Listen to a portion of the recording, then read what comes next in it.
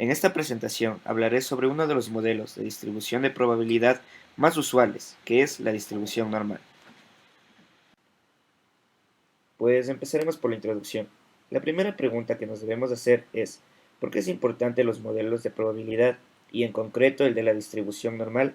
La respuesta es sencilla, porque facilitan el cálculo de probabilidades, teniendo en cuenta que el cálculo de probabilidades interviene en muchas ciencias. Todo lo que tiene que ver con este cálculo nos interesa. Hay que decir que este modelo es de tipo continuo, porque las variables que siguen este modelo son continuas, como por ejemplo todas las variables que provienen de procesos de medida, como pueden ser la temperatura, el peso, la altura, etc. Propongo ver este ejemplo. Eh, el peso en kilogramos de los habitantes de una población es una distribución normal de media 75 y desviación típica 5. Calcule la probabilidad de escoger un individuo con un peso inferior a 85 kilogramos. Si no conocemos la distribución normal, a pesar de que sabemos que se trata de una distribución normal, no vamos a ser capaces de calcular la probabilidad que se nos pide. Vamos a ver que al finalizar este video tendremos las herramientas necesarias para hacerlo. Bien, empecemos con la distribución normal reducida. ¿Cómo se define? Pues una variable aleatoria sigue una distribución normal reducida si su función de densidad es la que tenemos de aquí. La representación gráfica de esta función de densidad es lo que se conoce como la campana de Gauss. Por otro lado, nos interesa también saber la función de distribución, la que nos va a llamar el valor phi. Esta es la función de distribución de una distribución normal reducida, y como cualquier función de distribución, nos da la probabilidad de que x sea menor o igual a cierto valor z. Una variable x que sigue una distribución normal reducida tiene una media de 0 y una varianza de 1. Por eso es la notación que utilizaremos la que se puede observar aquí. Volviendo a la función de distribución, que es la que definitivamente nos va a permitir realizar el cálculo de probabilidades, tenemos que esta expresión, en especial la integral, hay que calcularla por métodos aproximados. Para no tener que recurrir a ellos, existen tablas en las que podemos obtener el valor de esta función de distribución para una variable que se distribuye con una normalidad de media 0 y una desviación típica de 1. La tabla es esta. ¿Qué representa la tabla? Pues la tabla representa, como ya digo, la función de distribución de un cierto valor z, o lo que es lo mismo la probabilidad de que la variable aleatoria sea menor o igual que z. Gráficamente, esta sería el área que comprende entre la gráfica de la función de la densidad y el eje de los x hasta cierto valor z. Veamos cómo funciona la tabla, que el funcionamiento es muy sencillo.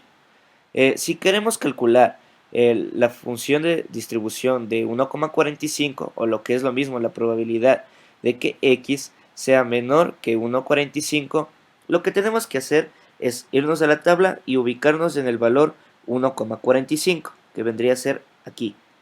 Después deberíamos ubicarnos en las centésimas el 0,5, que vendría a ser el valor de aquí.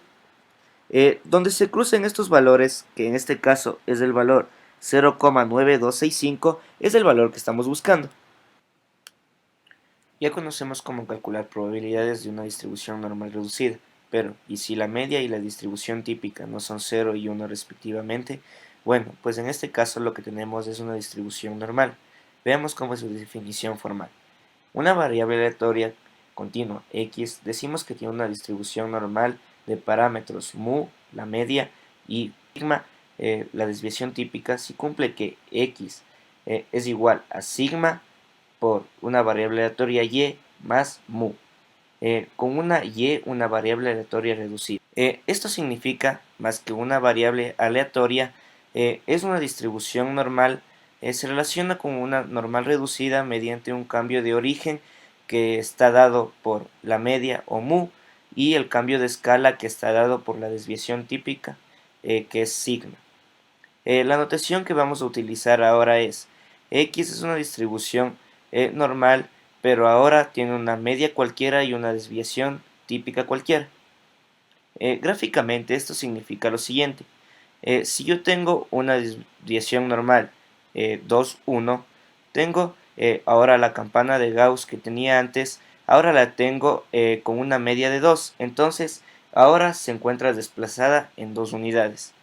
Si tengo una normal de 2, 2, pues además de que la tengo desplazada 2 unidades, como la desviación típica es algo mayor, quiere decir que los datos están algo más dispersos con respecto a la media.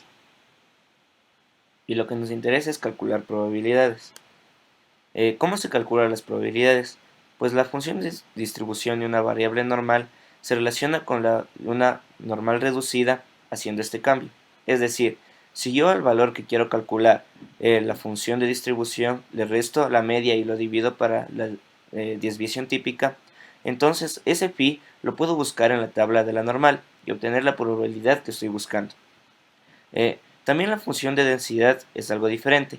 En este caso es esta expresión. Se nota que ha sufrido un pequeño cambio, pues hasta aquí hemos visto la normal reducida, la normal y cómo tener probabilidades en una distribución normal. Y estamos en condiciones de resolver el ejercicio. El ejemplo decía que el peso en kilos de los habitantes de una determinada población sigue una distribución normal de media 75 y una desviación típica de 5. Es decir, que el peso en kilos es la variable x, una variable continua de los habitantes de una población. Y si x se distribuye como una normal de 75, 5. ¿Qué es lo que nos pide?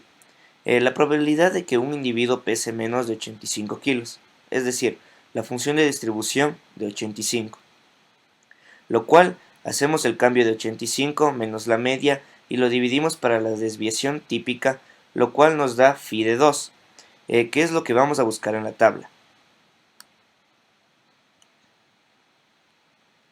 O sea, tenemos que para phi de 2.0 tenemos que 0,9772. De esta forma podemos obtener fácilmente la probabilidad sabiendo que la variable que se nos pide se distribuye como una normal.